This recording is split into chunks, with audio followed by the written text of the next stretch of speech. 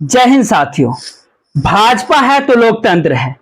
शायद यही वह लकीर है जिसके सहारे आज तमाम सांसदों ने इसे जिया है और तमाम सरकार के मंत्रियों ने और जिया है, और शायद प्रधानमंत्री ने भी खुले तौर पर इस लकीर को तो खींच ही दिया है। और हम हैं तो लोकतंत्र की रखवाली हम ही कर रहे हैं।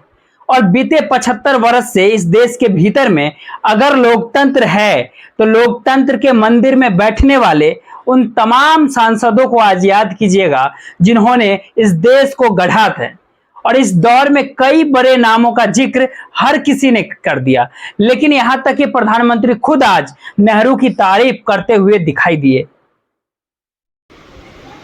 वो सदन है जहां पंडित जी को इसलिए भी याद किए, अनेक बातों के लिए याद करेगा, लेकिन हम जरूर याद करेंगे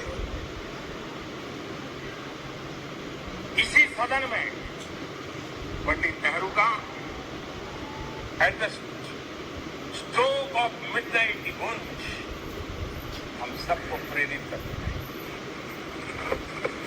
और इसी सदन में अटल जी ने कहा था,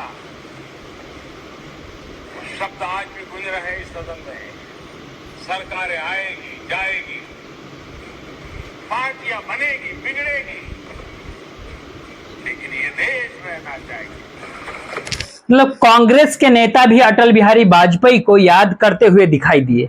हर कोई बाबा साहब आंबेडकर को भी याद कर रहा है। लेकिन जरा आप सोचिए कि अगर कोई यह कहे कि जब संविधान सभा की बैठक शुरू हुई उस वक्त भी, उस दौर में भी कुछ झूठ बोले जा रहे थे, जब संविधान बन गया तो उसके बाद संविधान को लेकर जो आईना बाबा साहब आंबेडकर उस दौर में उस समय सत्ता को दिखा रहे थे, और मौजूदा वक्त में जब मोदी सत्ता, जब लोकतंत्र के मंदिर की इमारत को बदल रही है, उसमें तकरीबन 900 करोड़ रुपए खर्च कर चुकी है, तो क्या यह सब कुछ झूठ और फरेब है जो इस देश के लोगों के जुड़ नहीं पाता? और संसद के भीतर की दुनिया बिल्कुल अलग होती है। सत्ता के भरी सरोकार जनता के साथ होते ही नहीं, इसीलिए उन नामों के आश्रय, उन सभा के आश्रय, उस समय जो जन चिंतन मनन के आश्रय मौजूदा वक्त में खुद को सही ठहराने की शायद आज संसद को, पुरानी संसद की इमारत को, उसके आखिरी दिन को आप इसीलिए भी याद कर लीजिए, क्योंकि पन्ने दर पन्ने यकीनी तौर पर आज जब पलटना शुरू करेंगे तो आपके भीतर कई सवाल इस दौर के खड़े हो जाएंगे।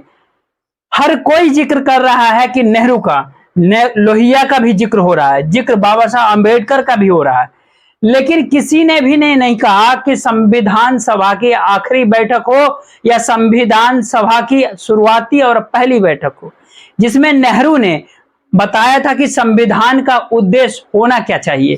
उस वक्त पहली लकीर बाबा साहब आंबेडकर ने यह कह करके भी जीता था कि सामाजिक और आर्थिक तौर पर समानता अगर नहीं होगी तो फिर इस संविधान का कोई महत्व नहीं बचेगा, और आने वाले समय में भारत की मौजूदा इस राजनीति को खत्म करने पर जनता ही आमदा हो जाएगी।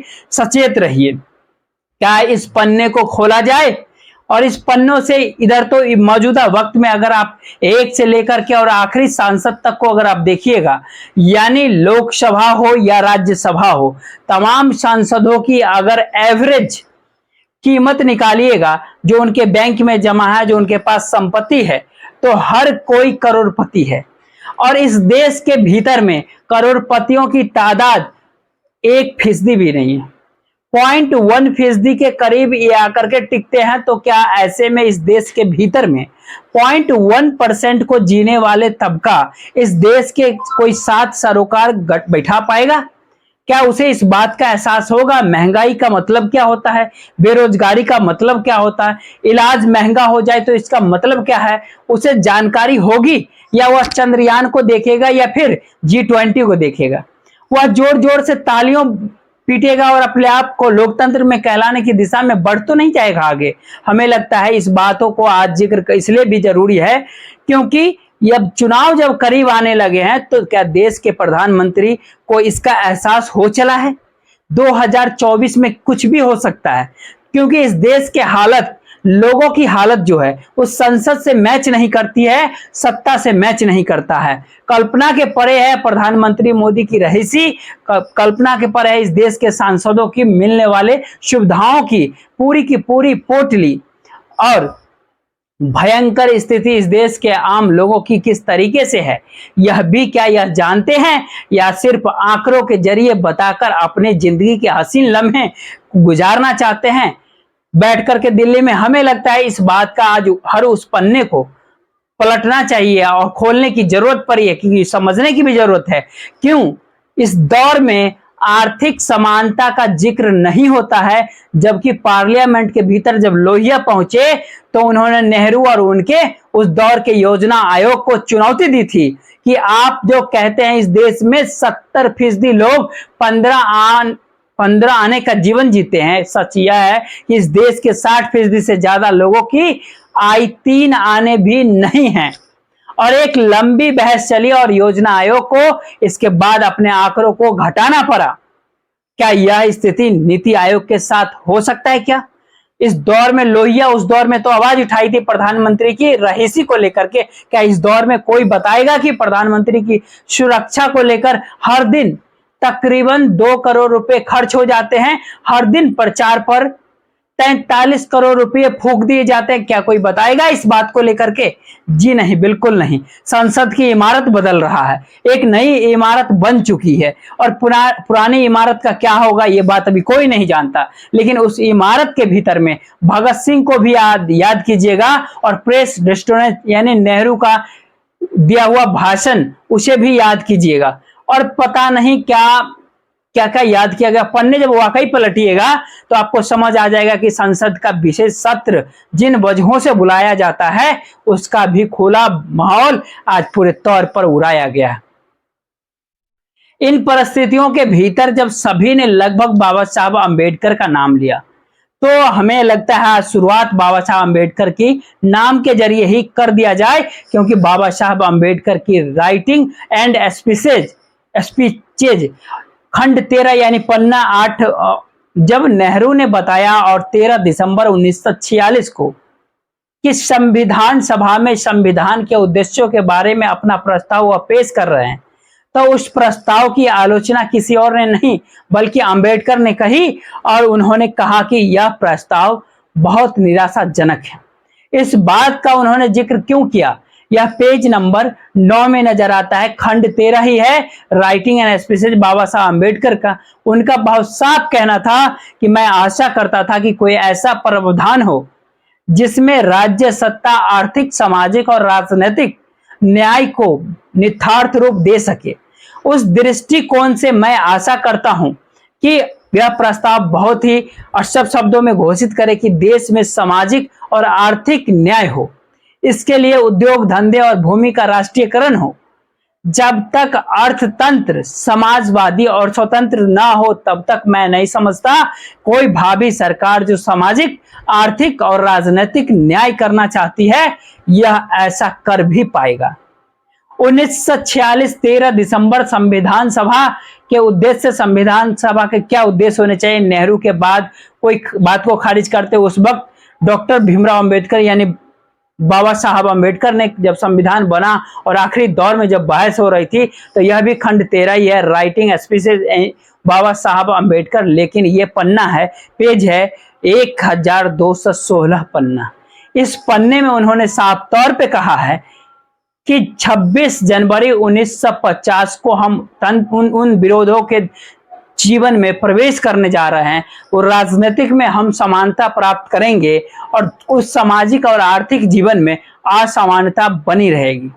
बाबा साहब अम्बेडकर बार बार आर्थिक समानता का जिक्र क्यों करते रहे और मौजूदा समय में अक्सर भारत की राजनीति के भीतर पिछड़े तबके का जिक्र क्यों होता है?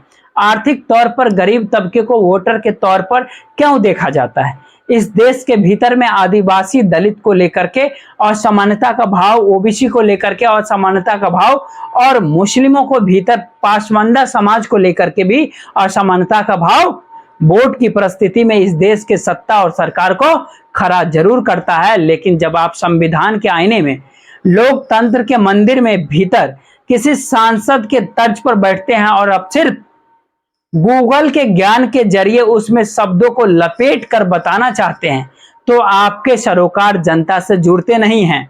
सिर्फ यह कहा जाता है कि प्रधानमंत्री ने जिया है, 50 मिनट का भाषण दे दिया और देखिए ना, नेहरू की भी आज तारीफ की है। उसके बाद कहा जब अच्छा विपक्ष के नेता के तौर पर मल्लिकार्जुन खड़गे या अधीर रंजन चौधरी, इन्होंने भी तो बहुत चीजें ऐसी कर दी जो तंज भी था, व्यंग भी था, और शायद अतीत के तौर पे जो इस दौर में जो पार्लियामेंट के भीतर में जो होता था उसका गुणगान भी था। लेकिन क्या कोई बताएगा कि इस पार्लियामेंट के भीतर बैठा हुआ कौन सा ऐसा शख्स है जो करोड़पति नहीं है? क्योंकि रिपोर्ट बतलाता है कि सभी का जीवन करोड़पति वाला जीवन है और इनको जो सुविधाएं मिलती है वो तो अपना। लेकिन बहरहाल दोबारा लौटिए बाबा साहब अम्बेडकर ने जो उस दौर में कह रहे थे, उनका कहना था कि परंतु सामाजिक और आर्थिक जीवन में असामान्यता बनी रहेगी और राजनीति में हम यह सिद्धांत स्वीकार करेंगे कि एक आदमी का एक वोट होता है और एक वोट का एक ही मूल्य होता है।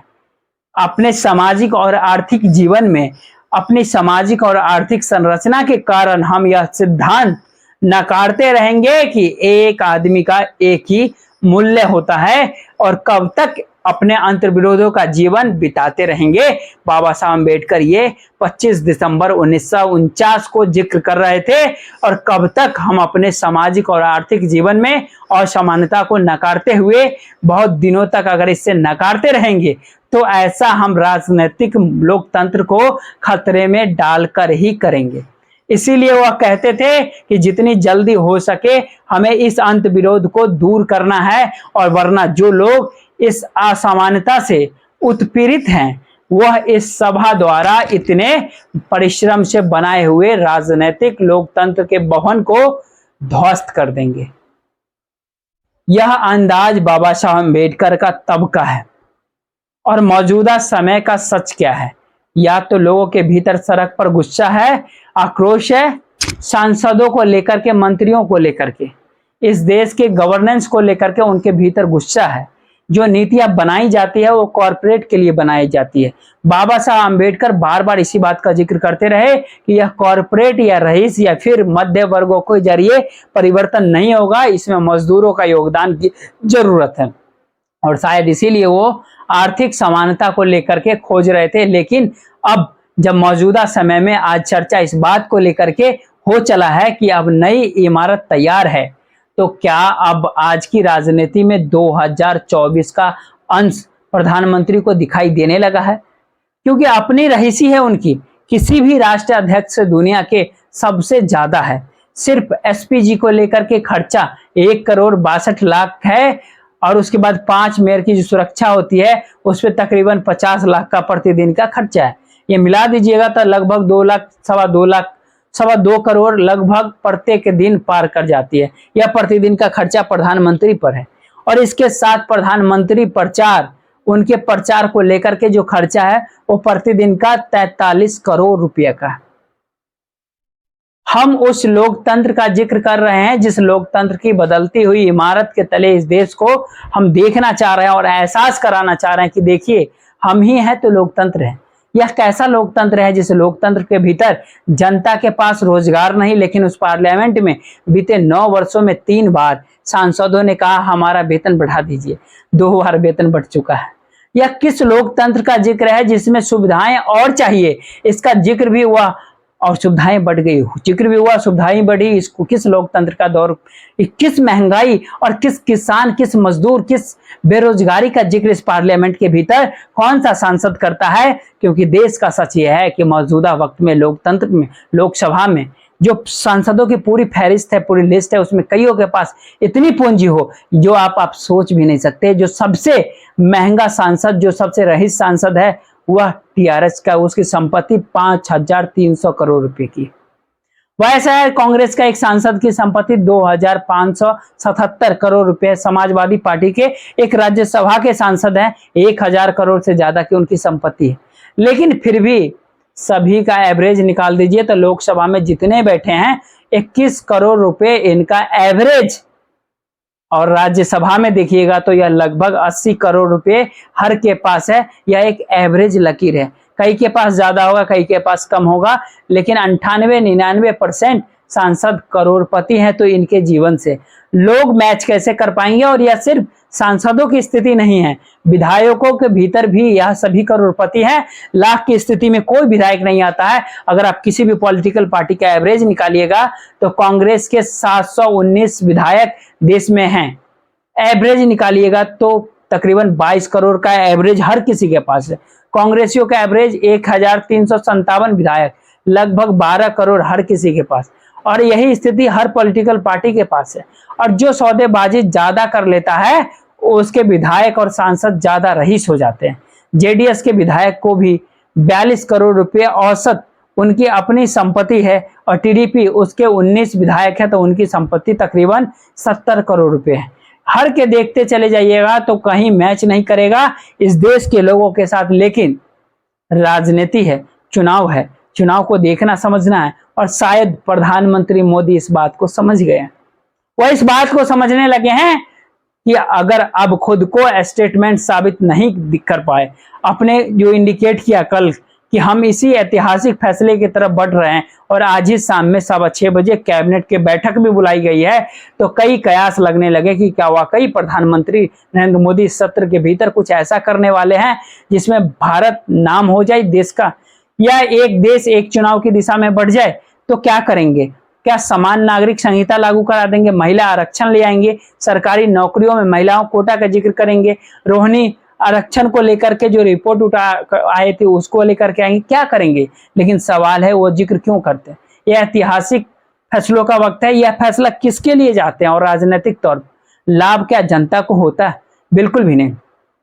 क्योंकि अगर बीते 3 दशक का जिक्र इसलिए भी क्योंकि जिक्र हो सकता है और पहले से, लेकिन आर्थिक सुधारों के बाद 91 के बाद से और उसके बाद भी 96 के बाद से अगर आप देखना शुरू कीजिएगा तो आपको जानकर हैरत होगी। इस देश में जितने भी पार्लियामेंट्री जो बैठते हैं वो 5 साल में इनकी जो आय में इजाफा होता है, जबकि टैक्स पेयर का पैसा इनको मिलता है, उसी से सुविधाएं मिलती है। इसके बावजूद इनका इजाफा मैक्सिमम जो जाता है वो लगभग 2000% पे चले जाता है, और जो मिनिमम जाता है वो 500% पर जाता है।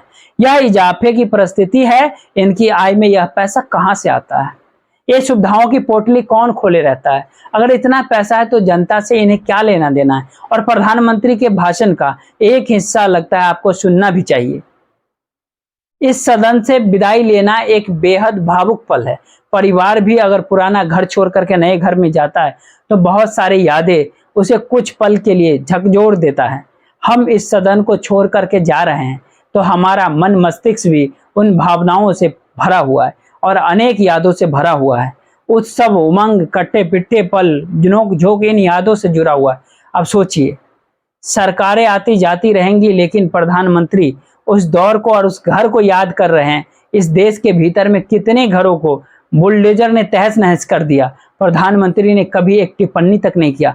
मणिपुर के भीतर कितने घर आग के हवाले कर दिए गए, प्रधानमंत्री ने एक टिप्पणी भी नहीं किया। नूह में क्या हुआ, हरियाणा में क्या हुआ, वहां पर क्या एक टिप्पणी भी हुआ? नहीं। इस दौर में नया न्याय तंत्र भीड़ से निकल करके बुलडोजर तंत्र पे चला गया। क्या प्रधानमंत्री को कभी महसूस हुआ जो अपने घर में रह रहा था उसके भीतर वह स्थिति किस स्थिति को जी रहा होगा? जी नहीं, बिल्कुल भी नहीं। लेकिन संसद के सरोकार आम लोगों से बहुत दूर होती है, और यही वह चीजें हैं जो डराती है कि जिस संविधान का जिक्र समानता, सामाजिक और आर्थिक समानता के आधार पर बाबा साहब भीमराव अंबेडकर जिक्र कर रहे थे, इस दौर में आते आते इन्हें यह भी समझ आता है कि हमने देखिए भोजन की सब्सिडी को कम कर दिया। इसका जिक्र प्रधानमंत्री करते हैं। कल तक बहुत सस्ता घर मिलता था, हर चीज मिलता था, आज हम सस्ते में चीजें बंद कर दिया, अब सांसदों को कुछ महंगा खाना पड़ेगा।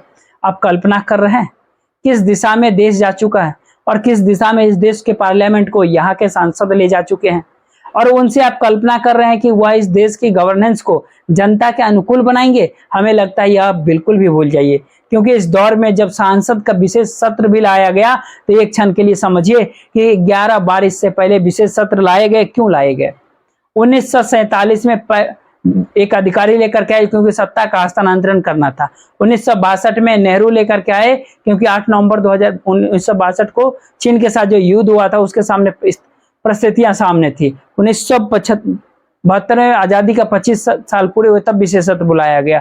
1977 में नागालैंड और तमिलनाडु में राष्ट्रपति शासन लगना था, तब विशेष तौर में उस विशेष सत्र बुलाया गया। 91 में हरियाणा के भीतर राष्ट्रपति शासन लगना था, तब बुलाया गया। 92 में भारत छोड़ो आंदोलन के 50 साल हो रहे थे, तब बुलाया गया था। 2008 में लेफ्ट ने समर्थन वापस ले लिया था मनमोहन सरकार को, तब बुलाया गया था। 2012 में संसद के उद्घाटन बैठक की स्थिति 7वीं वर्षगांठ मनाई गई। वैसा ही कुछ जश्न इस दौर में भी है। और 2015 में अंबेडकर की 125वीं जयंती मनाई गई। मौका मिले तो उसको यूट्यूब पे सुनिए या देखिए। इतना ही आज की खबरों में, तब तक जय हिंद।